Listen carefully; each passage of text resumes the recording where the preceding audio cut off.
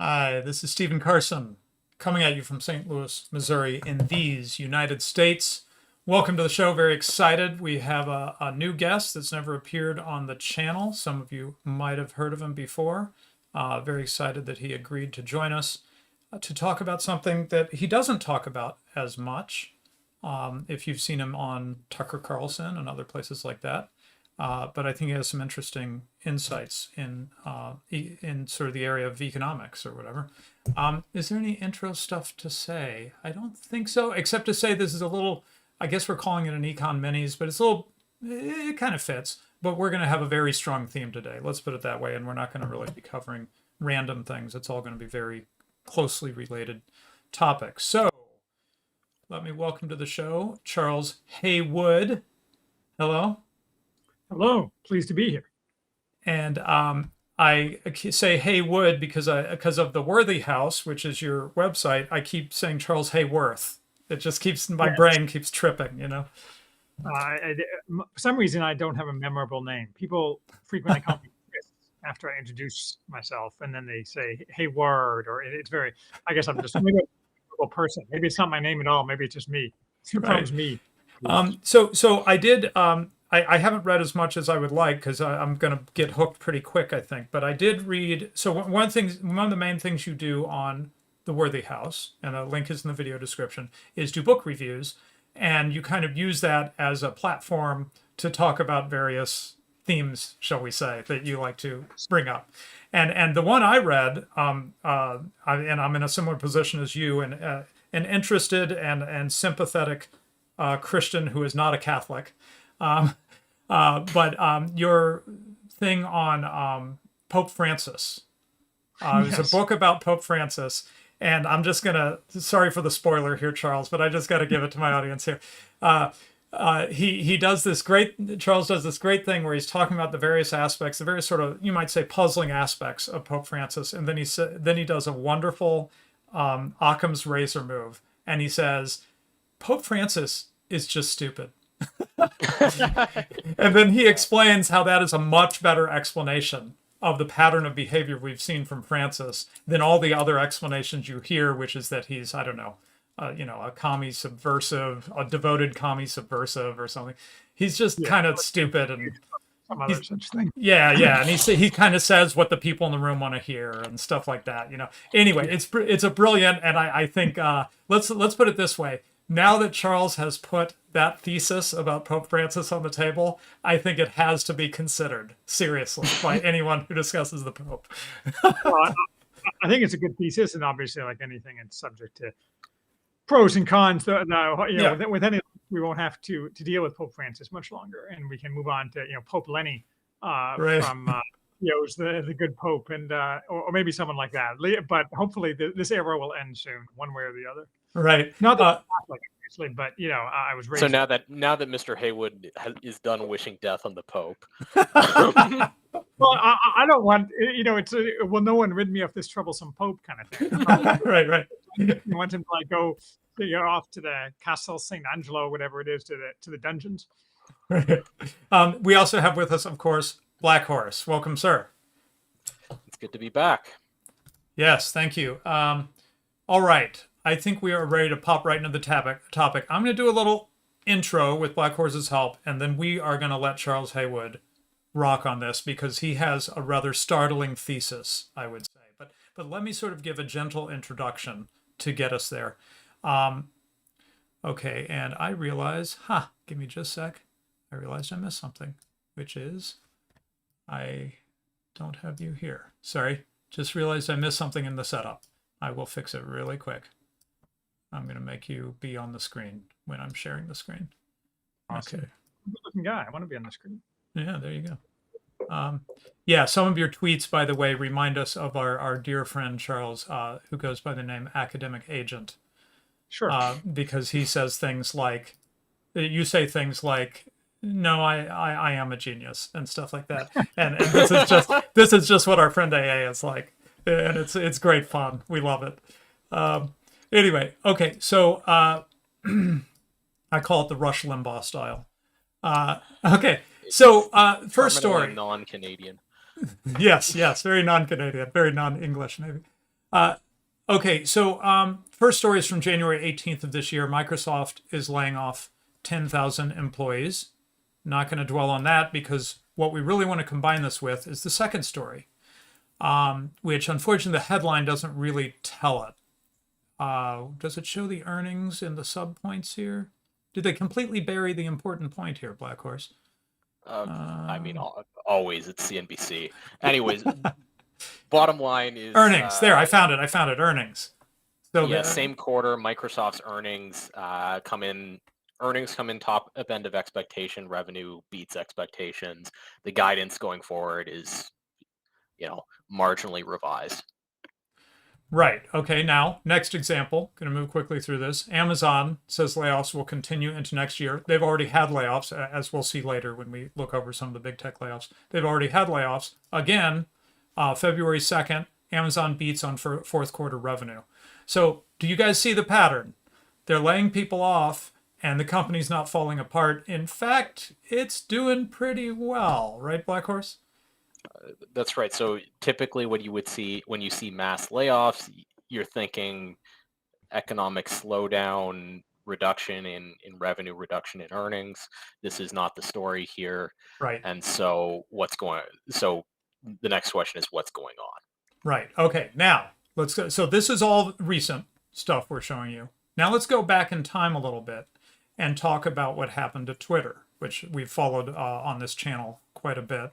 Starting in June, after Elon Musk succeeded in his hostile takeover, the layoffs began. And as you can see on this chart, it's a little confusing, the chart, by the way.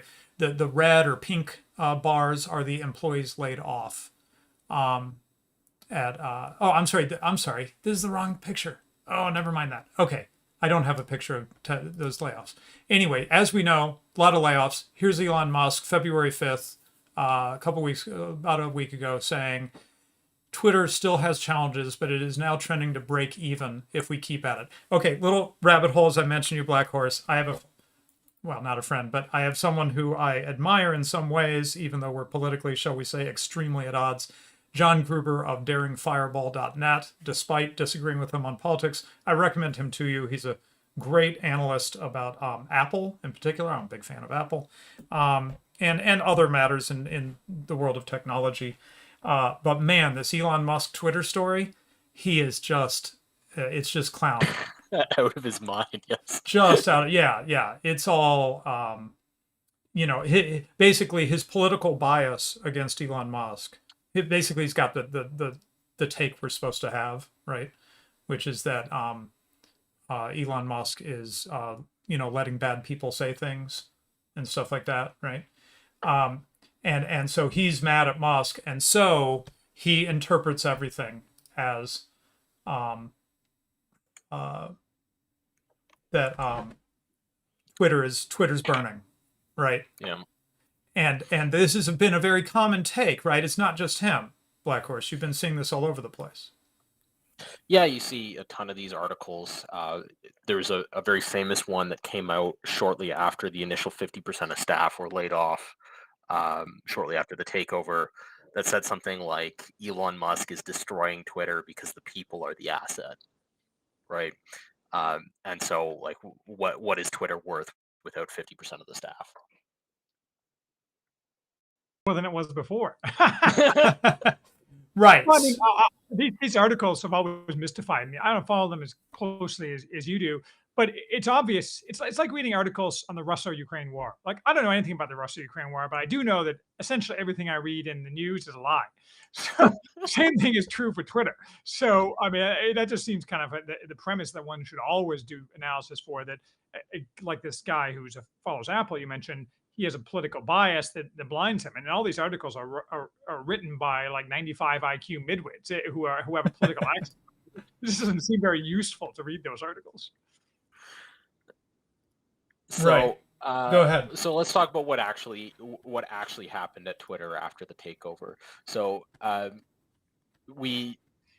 this is a take I've seen a couple of places, but Mr. Haywood here had the viral tweet, so we'll let you review it.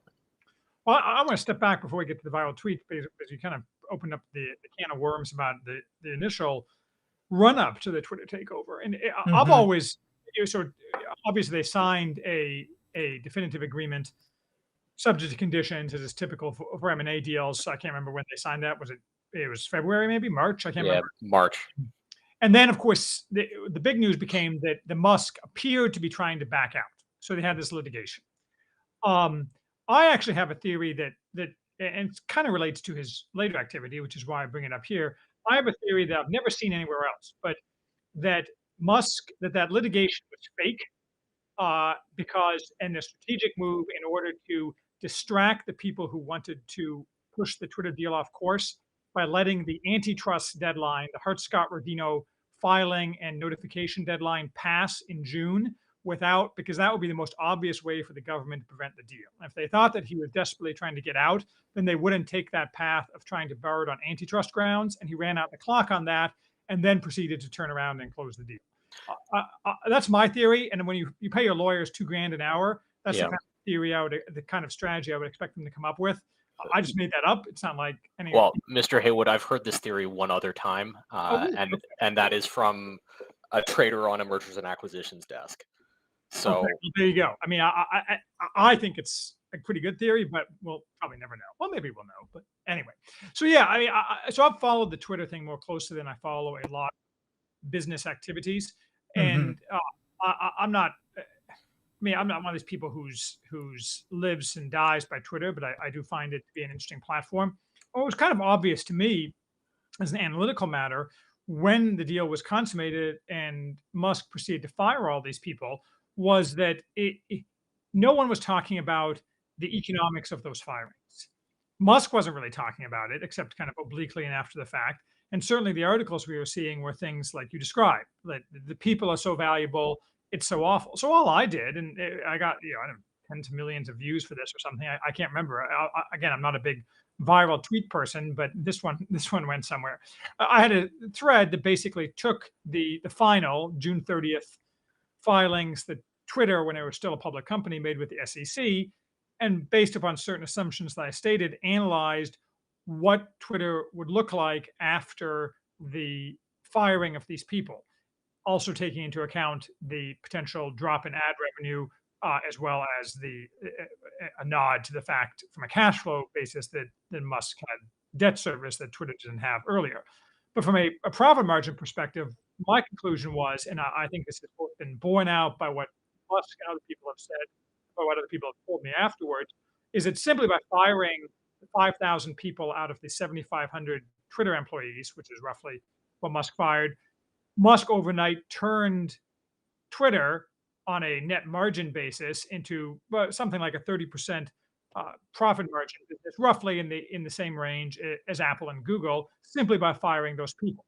Wow. There are some assumptions baked into that, but the point is that it's trivially easy to take a company like Twitter, and I think even more so, it would be possible to take Google or Apple or some other places and do an even more effective job, and we can talk about that later. But again, this isn't some kind of hidden arcane knowledge I came up with. This took me literally 15 minutes to do out of the 10Q that Twitter filed. I mean, it's malpractice that real journalists don't do this kind of analysis.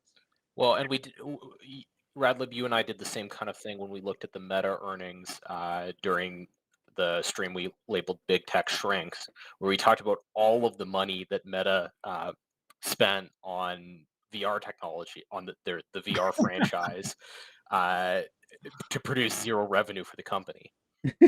Right. Yeah, no, that's a great example. We can talk about various reasons why these employees are worthless, or I would argue in most cases negative value. That is, the mere firing improves the kind of human capital of the business.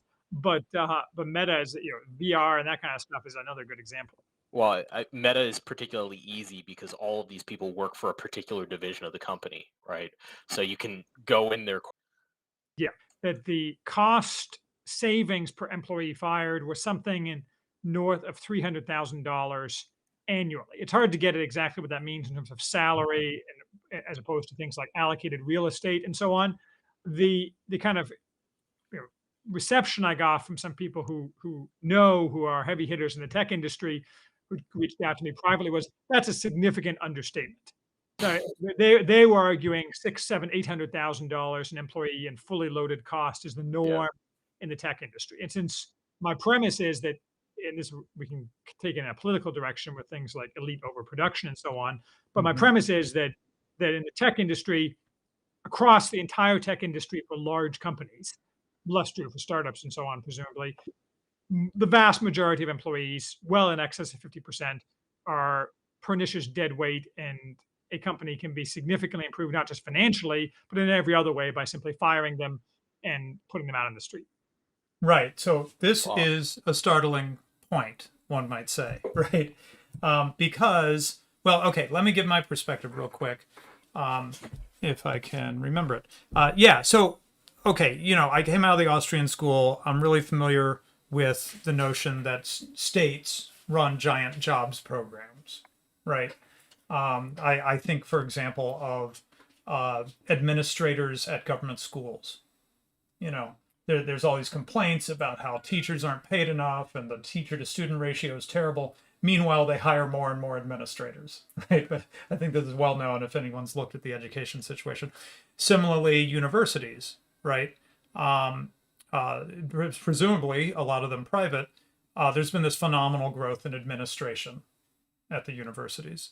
But I realize I've had an unthinking bias that corporations, due to profit discipline, run significantly leaner, because they're not functioning as a jobs program. You got to pull your weight, because why would a company run, not be more profitable? Why would it just keep people around who are, like you say, like a dead weight?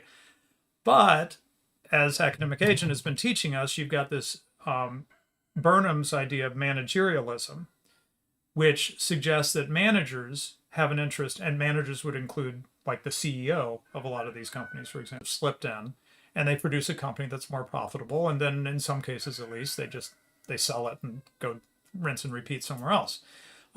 Now we haven't covered this much on the show, but there's a long-running battle over corporate control between managers who want to stop takeovers and equity holders who want to preserve the ability to kick the managers out. Which I know someone who's a real top scholar in that area of corporate control, and so that's a topic we could revisit sometime.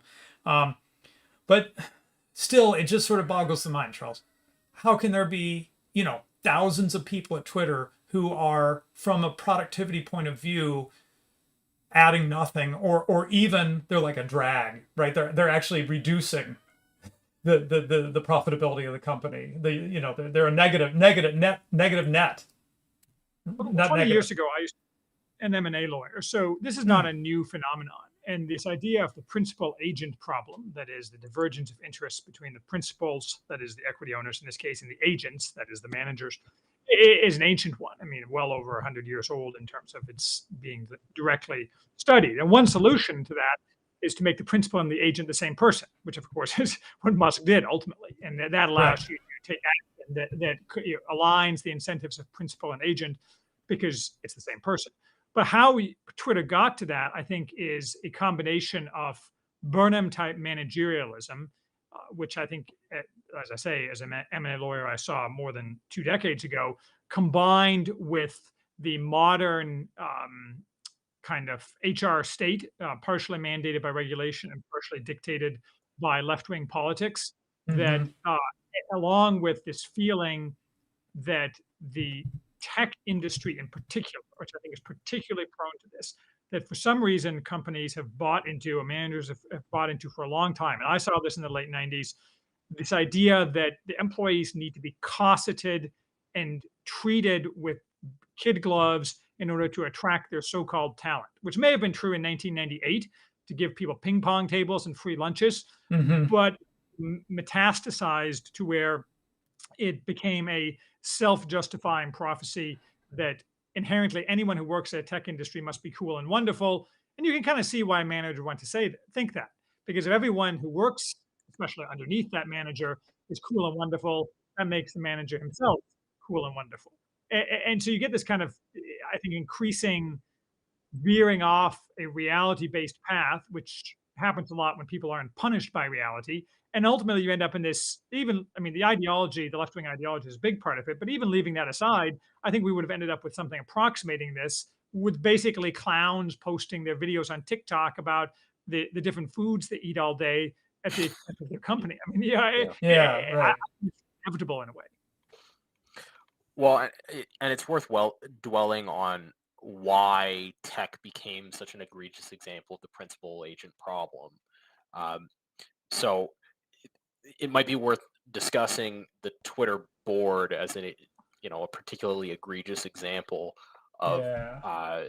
a failure of the systems of governance that are supposed to prevent the principal agent problem from manifesting.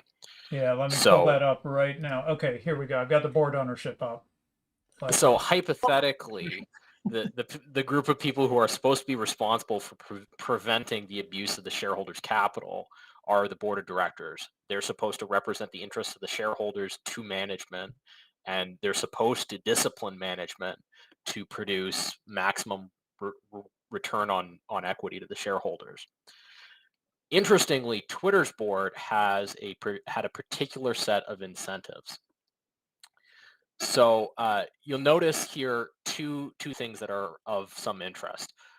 First, that the overwhelming majority of the people on the Twitter board of directors prior to the takeover have very, very small fractions of the of an ownership stake in the company. Can't help it call out Mimi, who what if she has any ownership at all, it got rounded off. It says 0.000%. And then the second thing that you'll notice, maybe not quite at first glance, is that many of the people who have very little ownership in Twitter that are on this board of directors have vast assets not tied up in Twitter.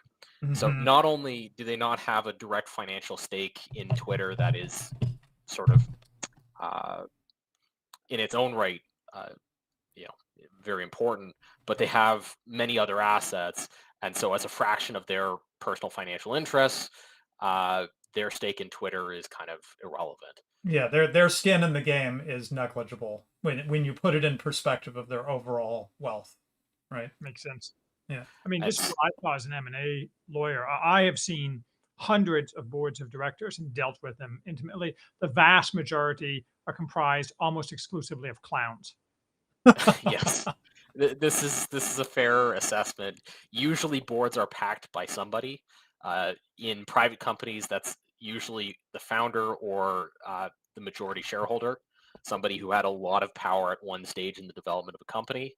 I'm not sure who packed the Twitter board of directors, but it was somebody at some stage in the company's development.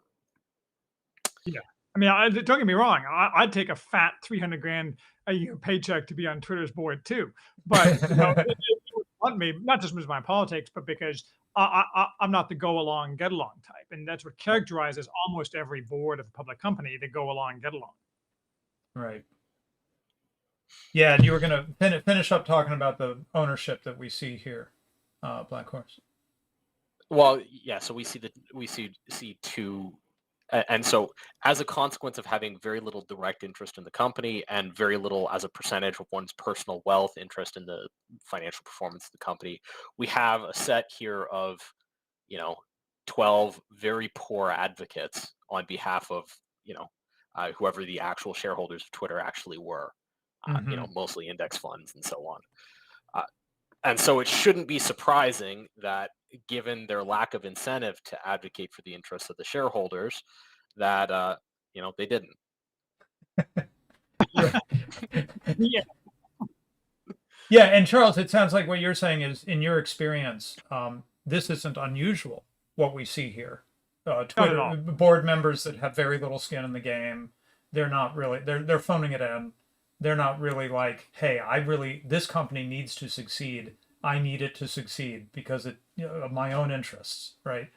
Other than Dorsey, I doubt if any of those people, I mean, I don't know some of their backgrounds, so there may be some exceptions, but I doubt if any of those people really understood anything at all about Twitter's business or business model or anything. I mean, these people are functionaries, rubber stampers. Right. From from the perspective of a equity holder in Twitter, they're basically worthless human beings. But that does bring up a question that maybe Black Horse can address, which is which I don't really understand because I'm out of practice in this area, because it's been, as I say, some years since I've had to deal directly with public companies. But given that most of the shareholders are index funds and various people who are competent and have skin in the game, why don't those people demand a board that is more in tune with their interests? Yeah, so board of directors typically change whenever there's an event that causes a particular individual to have substantial control of a company. Mhm. So the only person in Twitter's history that was ever in a position to really pack the board of directors was Jack Dorsey early on in the company's history. And at no other point in the history of Twitter that I've been able to discern did anyone besides maybe BlackRock have enough interest in the company to successfully mount a minority shareholders campaign to get people that they wanted on the board. And so what you had was a patronage system where the previous board passed on board seats to people that they thought were important people to have on the board. So like a good example of this is there's Fifi Lai on here, who is an AI researcher with noted ties to the CCP. So you can imagine how it is that the board thought it might have been a good idea to put this person on. And I don't think it had any idea, or it had any relationship to her effective advocacy for the interests of the shareholders. Yeah, Wow. that makes sense. Craziness. Well, I mean, but that's kind of a writ large version of what we were talking about earlier, which is these people aren't just not useful; they're positively negative on multiple axes.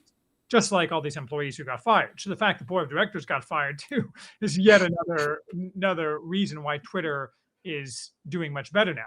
I mean, we can talk about Twitter's business model. That's a little bit beyond the scope here, but I mean, I ran a very sizable manufacturing business for a number of years, and so I understand why people complain all the time that Twitter is a little bit janky or that Musk is trying out different things. I mean, that's the nature of an entrepreneurial business. You try things, you see if they succeed, especially one that's starting from so far down in terms of its competency and capabilities as Twitter was. So again, back to these articles saying Twitter is falling apart. Totally aside from the employees, you get these claims that Twitter is falling apart because there's occasional hiccups.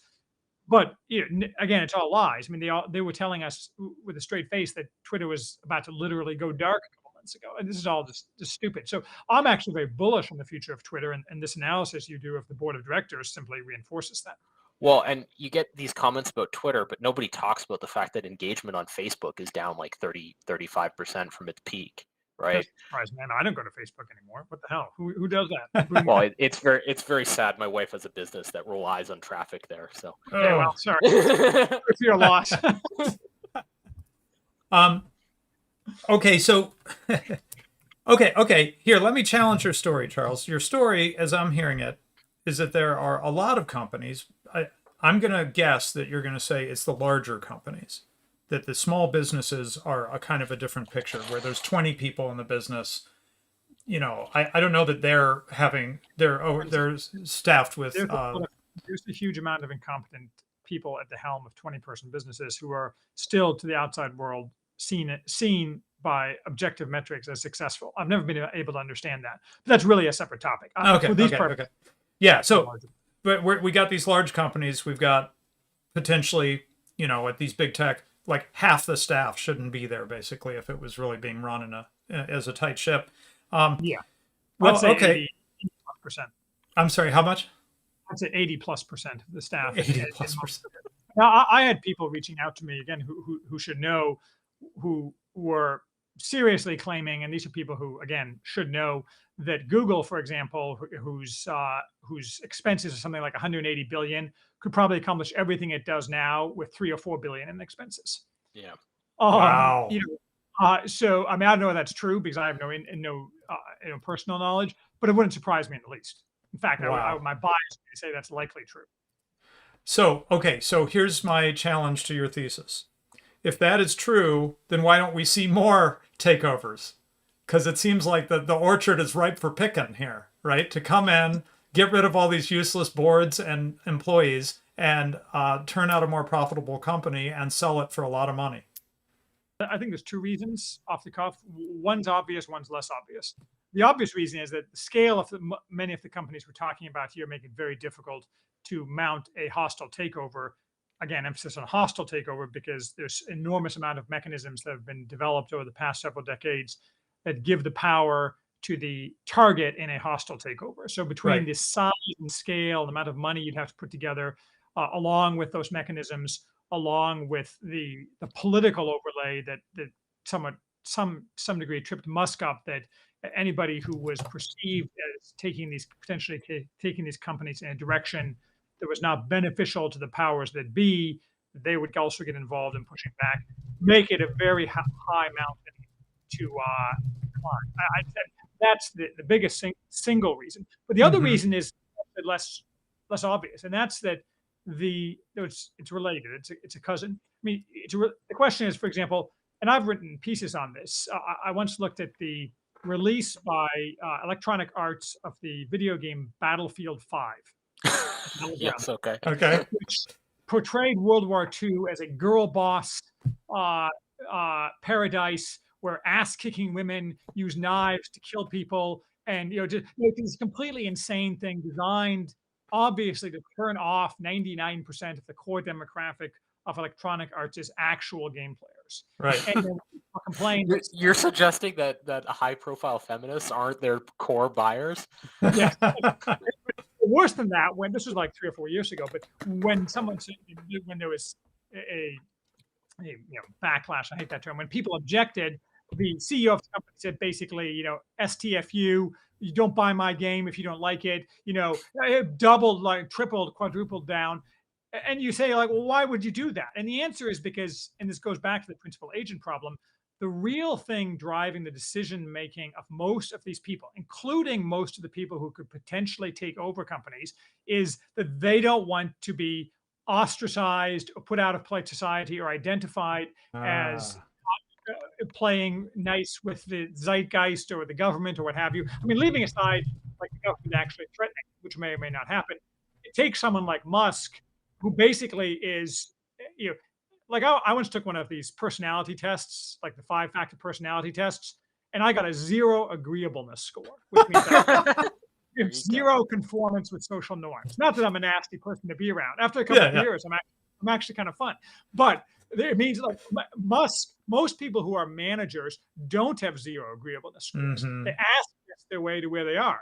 Musk, of course, didn't ask his way to anywhere. He just did things and got it done. And that's a unique scenario. The reality is that very few people will take on kind of the social opprobrium that is necessary to do these things, combined, of course, with simply the other kind of structural obstacles I talked about. It seems like it should happen, but that's only true in a kind of abstract version of the market where everything is efficient. Like I went to the University of Chicago. It's like the University of Chicago, fantasy school of business where everything is efficient, no social drags, basically. Efficient markets, Well, and to reinforce this thesis, if you go and look at the history of hostile takeovers,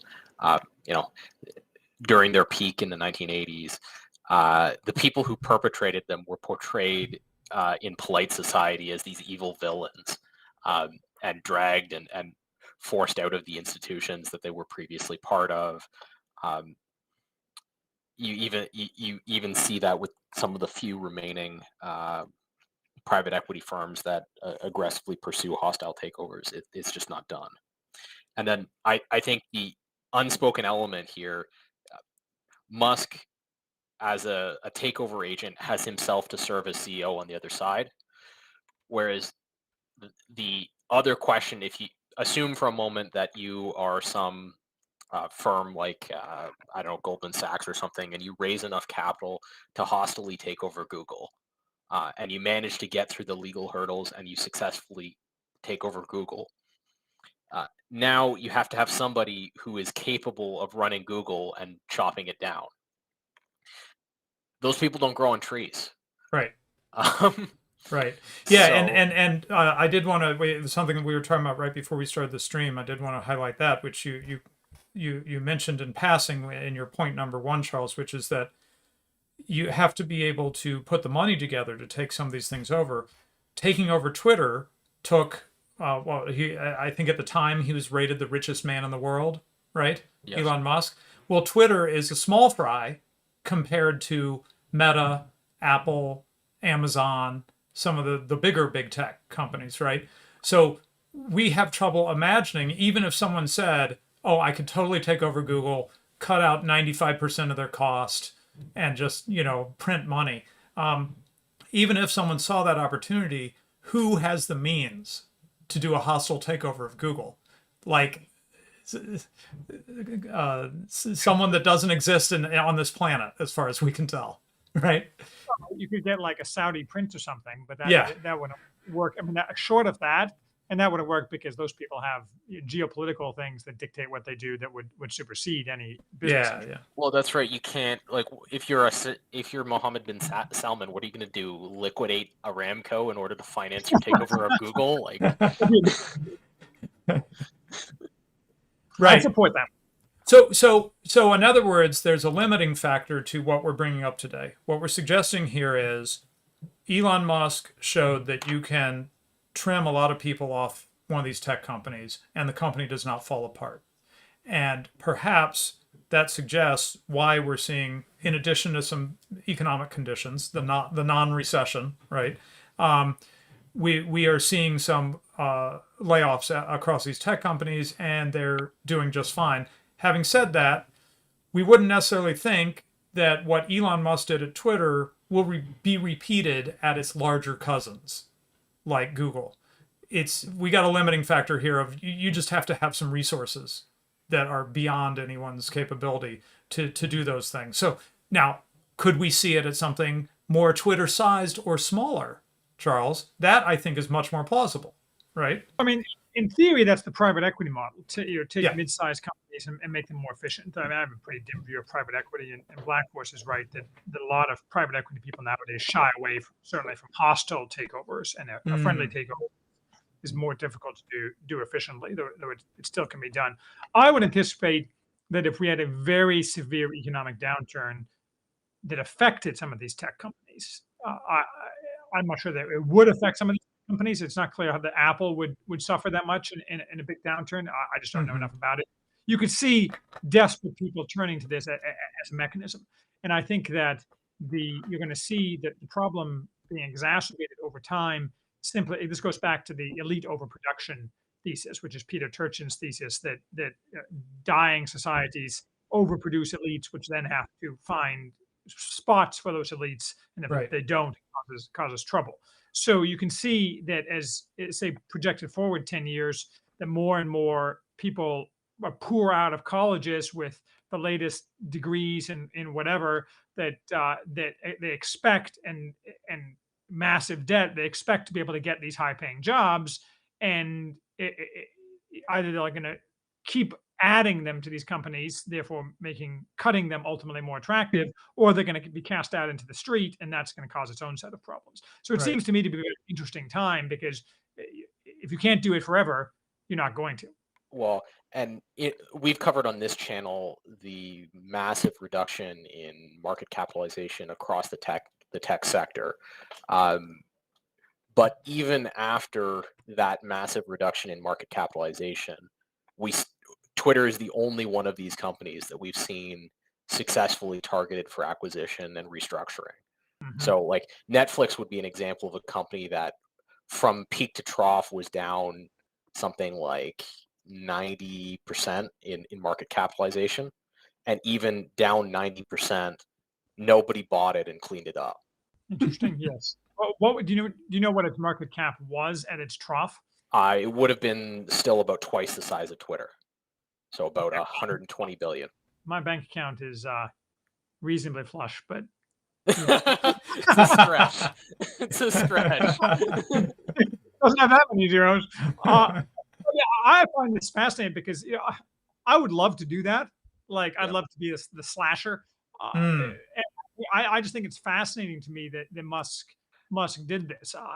You know, Well, and I've personally done so.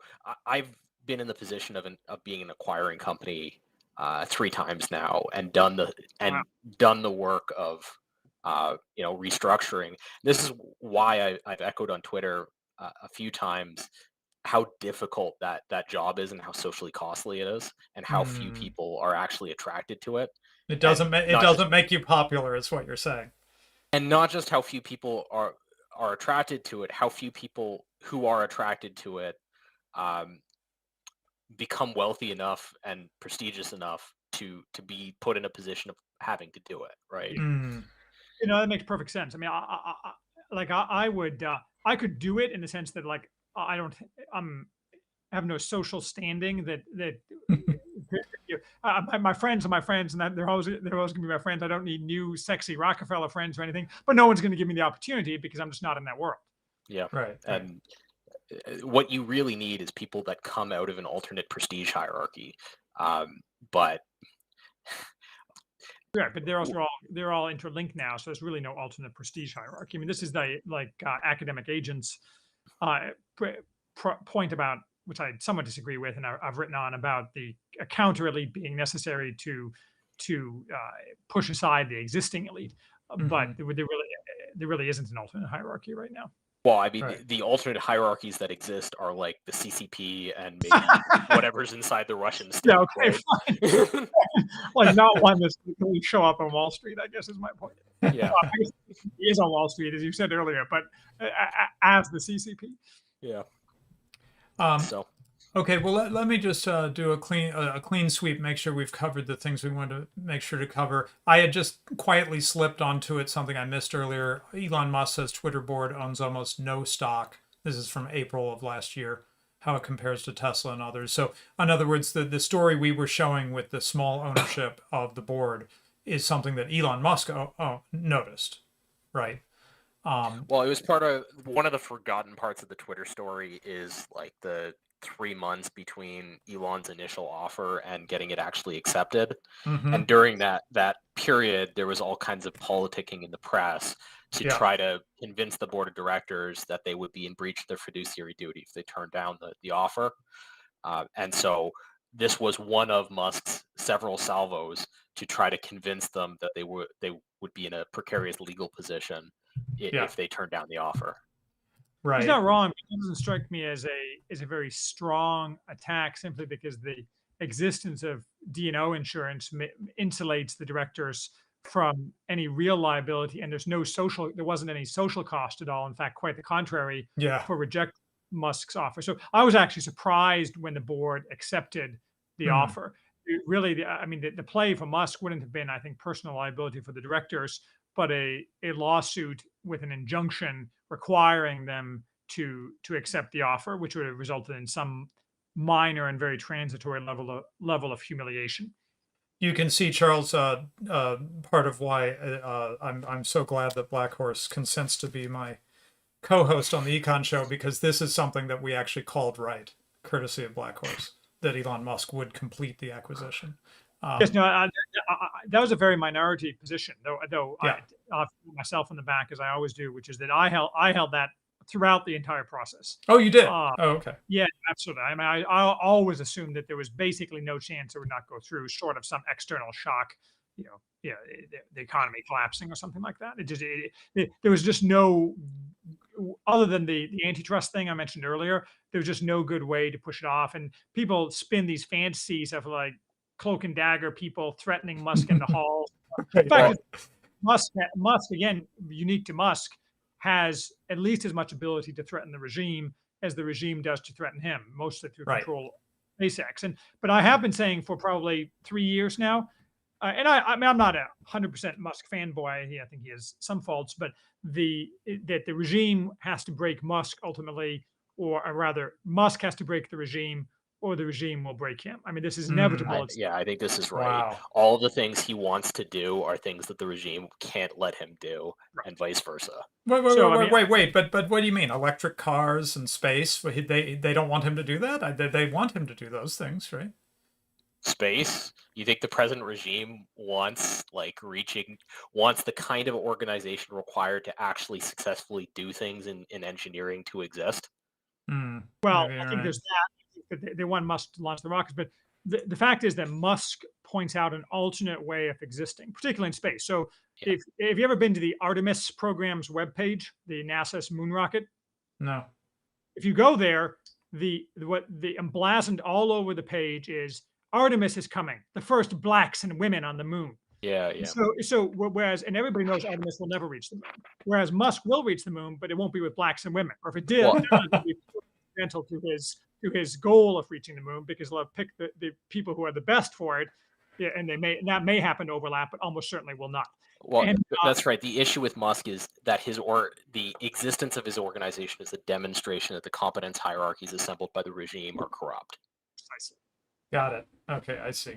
So his ongoing success, even if he's doing electric cars, which they want because of green stuff, his ongoing success, it's the manner. In fact, I have to say, Charles, that's what actually caught my attention so much about your viral thread on Elon Musk's takeover of Twitter, because as if I remember correctly, I just reread it like last week. If I remember correctly, you kind of almost avoided the whole conversation about like free speech and all that kind of stuff, and you looked at sort of what view should we call it? Sort of like the functional view or something, Yes.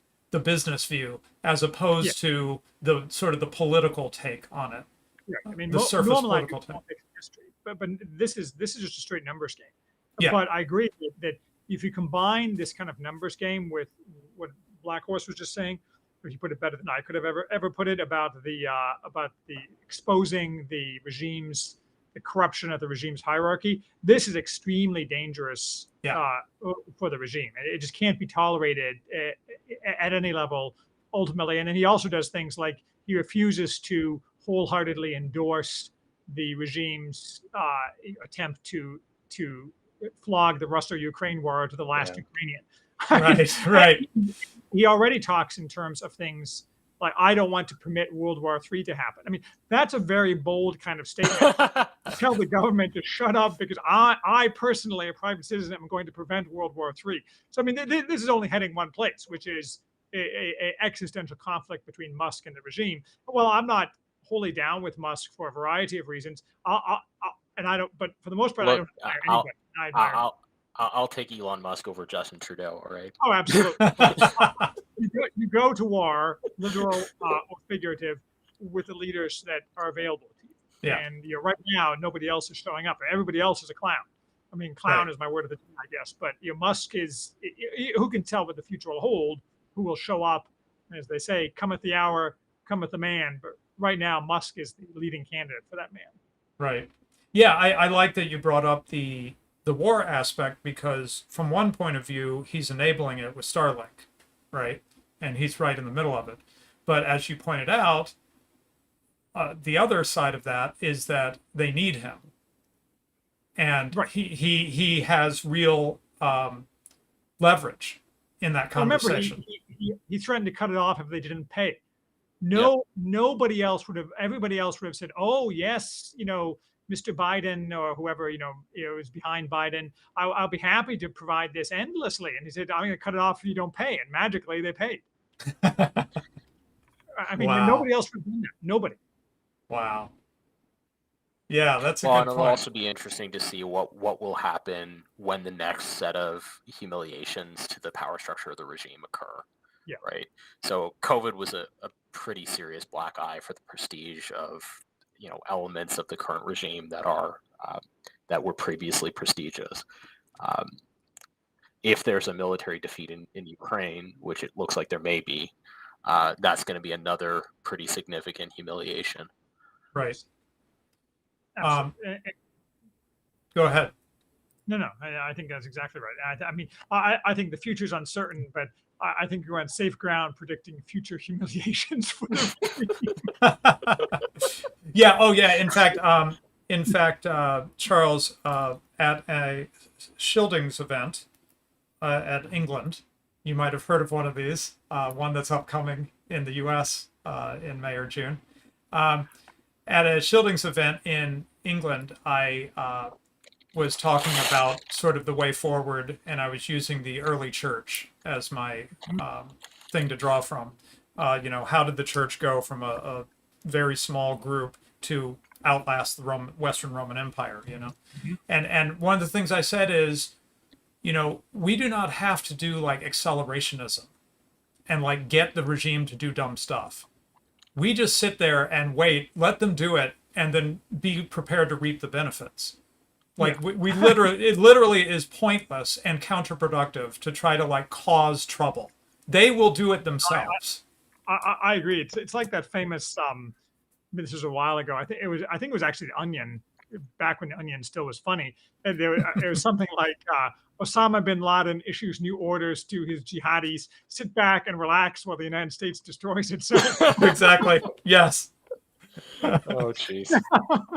Okay, so just to wrap up, let's see. The only other thing we had was, here's our big tech companies.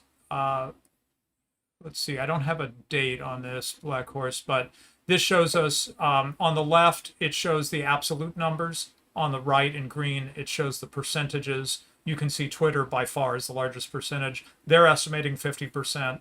Everything I'm hearing is that that's a very conservative estimate, and Elon Musk probably laid off more than 50% of the staff at Twitter. Amazon has the biggest absolute number, 18,000 laid off, but that's only 6% of the company. And Amazon's a bit different because they have a lot of people who actually move stuff from place A to place B. Yeah, right. Yeah. Are you suggesting that blue-collar workers are essential? Yes. They actually do stuff, yeah. And then we have one more bar chart that shows us in pink employees laid off, in blue companies with layoffs. I think we've looked at this one before. And you can see November and of last year and January of this year in particular, big numbers of layoffs in the tech sector. Yeah, and if you were to overlay that with S&P 500 earnings, you would see that there's actually no earnings recession that corresponds to those layoffs. Right. Which is quite interesting. Right. This isn't them trying to stay alive by cutting employees because they're drowning. They're laying people off and they're doing just fine. Right. Okay, so go ahead. Any comments, Charles? No, I think that sums it up very well. I mean, I think the thing that's really the question is, will this get any legs at all? If 10,000 off being cut by Microsoft is good, is 20,000 better? At what point do the other countervailing factors we talked about kick in? My guess is very soon, unless there's some other thing, some other external shock or something like that, unfortunately, for all the reasons we've talked about. Yeah, right. Yeah, I'm a little bit more optimistic because my view is that 2023 and 2024 are going to be pretty tough years for the U.S. economy. If you look at the state of the U.S. yield curve, you see the yield curve is predicting quite a severe recession over the next 2 years. So I think there may be more legs because of economic decline to the effort to clear out some of these institutions. But we'll see. So I guess overall reflection here before we wrap up, Charles, is that Academic Agent has been making the point that we are very, very far from a free market. He seems to think, by the way, this is a point against the Austrian school, when in fact the Austrians have been saying this for a very long time. But anyway, here today we've emphasized the issue in the world of how companies are working, how hostile takeovers have become more and more difficult. I know a little bit of that literature from my graduate study. Some of the moves they've made to make takeovers hard. And it's kind of amazing that they happen at all when you learn more about all the obstacles in the way. It's really, yeah, it's crazy. And it's because the managers are in sympathy, or they're in sympathy with each other, the managers and the legislators, right? They're all the same people. I will say, back to what Blackwell was saying earlier about the 1980s, you remember the movie Wall Street and so on. There's this focus that these kind of takeovers for efficiency harmed the poor blue collar workers who were fired and the rest were squeezed. And so it made some sense in that kind of propagandistic mode to put in these protections. But the people who ultimately end up being protected are these grossly overpaid, totally useless TikTokers, while blue collar people continue to get screwed continuously, as we saw at good times. That's right. The extreme, of course, is people like Justin Trudeau. So the kind of philosophical reason for these anti-takeover devices was bogus and propagandistic, and the people protected now are the worst kind of parasites, and they should all be defenestrated and forced to beg with a tin cup outside. Yeah, I mean, the protections that were put in to prevent hostile takeovers in the 1980s did absolutely nothing to protect the industrial base of the United States from being shipped overseas. The CCP is rejoicing. So one other reflection here, Charles, is that my actual area academically, I'm a hobby scholar, right? But my area academically that I published in is mass murder by states. And the issue of overproduction of elites, and those overproduced elites, say, throwing a communist revolution and killing everybody, is a very serious issue if you know about mass murder in the 20th century. It has happened multiple times. I would use, for example, Cambodia. They go off to France, they learn some Marxist stuff, and they come back. It's just an absolute charnel house, you know. I hear you. That's not going to work out here. When the TikTokers show up where I live in Indiana, looking to pull their Cambodia, they're going to get about 20 feet before the hail of lead. Yeah. Unfortunately, Charles, I think they'd have a much better chance in Canada. But yeah, no, maybe Canada, but I guarantee the elite and let's be honest, whatever the bad behavior of previous overproduced elites, whether in Russia or France or Cambodia, most of those people were better educated and knew more of reality than the TikTokers. The TikTokers I'm pretty sure that they're not going to, the next Pol Pot is not, somewhere in the bowels of some tech company. I could be wrong, but if there is another Pol Pot, he's not going to have a lot of decent lieutenants out of that same. Right. And I didn't bring this up because I think that they're about to do a Pol Pot thing on us. It's just to say that from the point of view of our overlords, it isn't entirely irrational. Like what we've described, I think for most people who, especially, a nerd like me, we think in terms of efficiency and we're like, well, this is just crazy. How could we have so many companies that are so inefficient? Could Charles be right that 90% of these employees could just be laid off and the company would probably do better? That seems nuts. Okay, yeah, sure. It's inefficient from economic efficiency point of view, right? But it might be very efficient. It might be accomplishing its purpose from the point of view of we want to keep sending a lot of people to college to propagandize them into our mindset. And we don't want all these people that we produced out of college to turn on us. So we got to make sure that we keep them happy and they have bread and circuses or, lunch with a fancy chef at work is the modern version of that, I guess, right? I think that's exactly right. But, you can only spin that forward so far before the stupid has to get squeezed out. Well, I mean, the problem is you eventually run out of money, right? And the U.S. has this historically enormous supply of money to provide bread and circus. But, they also have a historically large number of clients. And so, I think these two forces are coming to grips with one another, particularly in the periphery of the empire in places like South Africa and places like Canada, where it's harder and harder to provide for the clients. Yeah, and Charles, this is a favorite quote of mine. I was just sharing it on Twitter today. There's a great deal of ruin in a nation. That was Adam Smith. And the reason I bring it up is that to caution people who see the bumbling, who see the incompetence, the bio-Leninism, as we say in our circles, right? And think that, it's about to collapse any moment. Well, all those things you're seeing are real, but there's a great deal of ruin in a nation. And it's going to take a while for all that to add up to an actual collapse. Now, I think you're on record as saying you might live to see it, right?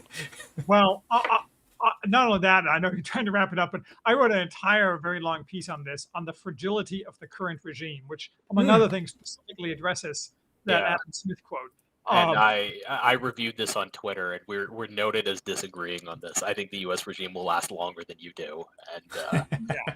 Oh, that's but interesting. So yeah, there you go. I mean, that's really, I think, an important philosophical question. But the future will prove somebody right. yeah, that's right. That's right. Okay, I'm sharing that link right now, Charles, in the live chat, and I will read it myself. Another person who's weighed in on the opposing side is a fellow who has the marvelous name on his blog, his Substack, Fisted by Foucault. Oh yes, yeah. In fact, my piece it was in part a response to him. his Nicolas Soldo, who's a Yeah. Croatian originally. So I mean, we're friendly, but Yeah. he uses the term "Turbo America," which I Right. entirely reject. And Europeans shouldn't be telling Americans what time it is anyway. Right. In Turbo America, briefly, we won't go too deep in this rabbit hole, but briefly in Turbo America, he says the U.S. is taking on China and Russia, two-front war, and they can do it. They can pull it off. Right. My thesis is that the regime may appear and it may in fact be strong, but that's not the question. The question is, it fragile in the sense that can it withstand a crisis? And the answer is no. Yeah. Well, and one of the issues here is, what would it take in order to fractionate the elite into opposing interests inside the American empire? And that's a very interesting question, but it's beyond the scope of this stream. Yeah, so we could talk about this. Yeah, well, no, actually, Charles, this worked out just how I hoped. I thought, I know how to get Charles Haywood on my show. I'm going to say, let's talk about the business stuff instead of the politics. And I'm sure the politics will come into it eventually without me really trying, The real key, which you do not use, though I'm very happy to be here, is flattery. I love flattery. Just butter me up and it'll I'll remember that next time. Charles, you're a genius, right? Oh, tell me more. Tell me more, yeah. Okay, cool. Well, thanks, everybody. I think, let me just double check. No things to read from the audience here, I don't think. Okay, good. And then just stay with us after I do our closing credits, Charles, because I want to talk to you about one thing more. Thanks, everyone. Support the show through Subscribestar and our public Bitcoin wallet. Bitcoin's not worth much anymore. Might as well give it to me, right? It was up today. It was up about 25 grand. Oh, I'll have to go check. Yeah, it's had a miraculous revival. So it's I own 2 Bitcoins, so I wanted to go up, so I can eat. Yeah. Well, excellent. Without Bitcoin going up, I'm sure you'll go hungry any day now. Yeah, yes, I can feel it. As I say on this show, bankers' lives matter. All right. And there is one more thing to mention to Charles publicly, and that is that alternating between the Econ Show, we've been doing a series called the Left Wing Terror series. And right now, folks, we are working through Days of Rage by Brian Burrow, talking about the violence in the late 60s and the early 70s and so forth. We just covered the Symbionese Liberation Army last week. And the book is so interesting. We're probably going to spend about 2 more episodes on it. We'll continue with Days of Rage next week. So tune in for that next week, and we'll be back with Black Horse on economics 2 weeks from today. All right. Thanks, everybody.